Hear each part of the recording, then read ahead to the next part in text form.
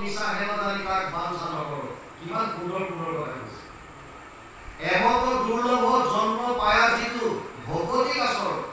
ইমান দুৰ্লভ কৰিটো পাইছা যেতিয়া ভক্তি আচৰণ কৰা এতিয়া কুৱেশ্যন আহিব যে ভক্তি মানে কি আমাক সবে ভক্তি কৰা বুলি কয় ভক্তি মানে আসলে কি ভক্তি মানে কি কৰিব আমি চাও ভক্তি মানে নাৰদে ভক্তিৰ আসল সংজ্ঞা এটা দিছে ভক্তি সব প্ৰেম স্বৰূপ ভক্তি মানে প্ৰেম ভাল পোৱা আৰু ইন্টাৰেষ্টিং কথা এইটো হয় মই মোৰ মাক ভাল পাওঁ এইটো মাতৃ ভক্তি মই মোৰ পিতৃক ভাল পাওঁ দেউতাক এইটো পিতৃ ভক্তি মই দেশখন ভাল পাওঁ দেশ ভক্তি আৰু মই তেনেকৈ ভগৱানক ভাল পাওঁ ভগৱান ভক্তি আপুনি যাক ভাল পায় ইন্টাৰেষ্টিং কথাটো শুনিব এতিয়া যাক আপুনি ভাল পায় দিনটোৰ বেছিভাগ সময় আপুনি ভাল পোৱা বস্তু বা ব্যক্তিটোৰ কথা নোকোৱাকৈ আপোনাৰ মনলৈ আহি থাকে ধৰি লওক আপুনি নতুনকৈ ঘৰ এটা বনাইছে ঘৰটোৰ প্ৰেমত আপুনি কৰি নতুনকৈ বনাইছে মই ইয়াত অমুক লগাম এইটো এনেকৈ বনাম ইফালে কৰি ঘৰটোৰ কথা য'লে নাযাওক কিয় আপোনাৰ ঘৰটোৰ কথা মনলৈ এনিটাইম আহি থাকিব আপোনাৰ ঘৰত যদি কণমানি এটা সন্তান আছে মাক বাপেক ককা আইতা পেহা পেহী সবৰে প্ৰাণ দিটো সেইটো কাৰণ এই কোনো থানাক মাত কৰিছে এইটো কিন্তু কথা কৈছে বেলেগত গৈ বেলেগ কথা পাতিলো ককা আইতাকে হোক পেহা পেহীকে হোক আল্টিমেটলি টানি আজুৰি মাইনাটোৰ কথা উলিয়াব আমাৰ মাইনাটো ইমান কষ্ট মানে এনেকুৱা দুষ্ট হৈছে এনেকুৱা কৰে কিয় কাৰণ এনিটাইম মনলৈ আহি আছে কোনোবাই নতুনকৈ এটা আইফোন লৈছে কোনোবাই লেপটপ লৈছে কোনোবাই বাইক লৈছে কোনোবাই কাৰ লৈছে প্ৰেমিক হওক প্ৰেমিকা হওক নতুনকৈ বিবাহ কৰিছে পত্নী বা স্বামী ইজনে সিজনৰ যাৰ যোন প্ৰেমত পৰিছে এই প্ৰেমিক বা প্ৰেমিকাৰ কথাটো এই বস্তু বা ব্যক্তি হওক অনবৰত আমাৰ মনলৈ আহি থাকে গোপীসকলে কোনো ধৰণৰ একো জ্ঞান তেওঁলোকৰ নাছিল কিন্তু কৃষ্ণক ভাল পাইছিল অতিপাত ভাল পায় আৰু সেইকাৰণে প্ৰেম ভক্তিৰ তুলনা দিবলৈ গ'লে গোপীসকলতকৈ ওপৰত কাৰণ দিবলৈ উপায় নাই গোপীসকলৰ ওপৰত আৰু প্ৰেম ভক্তিৰ উদাহৰণ দিব পৰা কোনো একো বস্তু নাই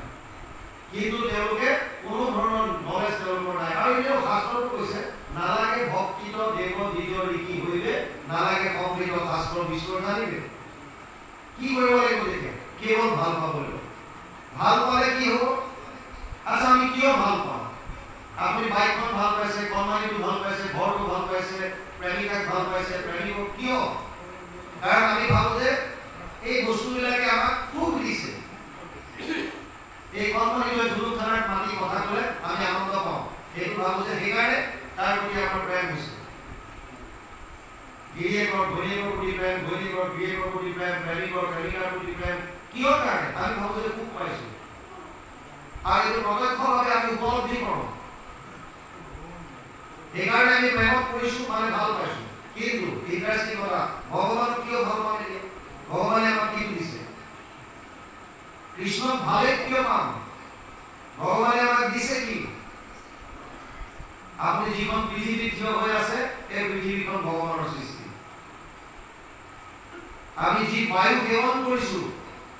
যাৰ অবিহনে আমাৰ এক মুহূৰ্ত থাকিব নোৱাৰে এজন মানুহে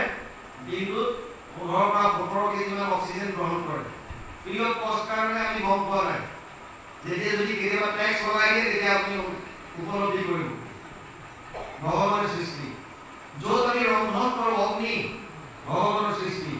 পিয়াসত আতুৰ হৈ যি পানী খাওঁ ভগৱানৰ সৃষ্টি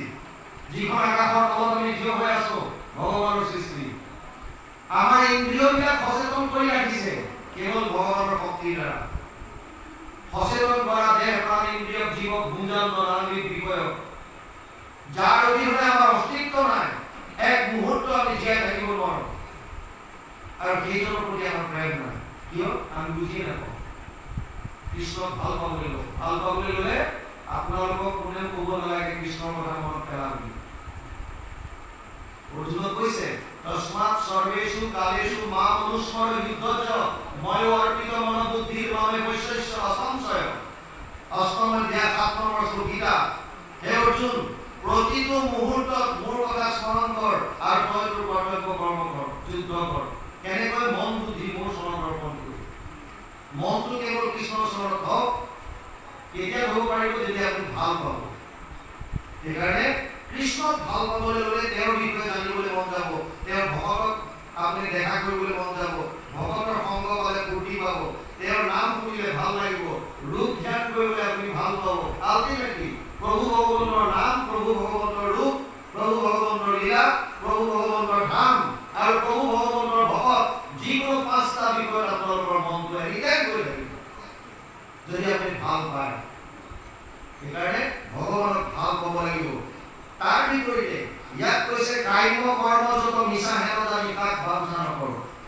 কাম্য কৰ্ম কোনবিলাক? কৰ্মৰ বিভিন্ন ভাগ আছে।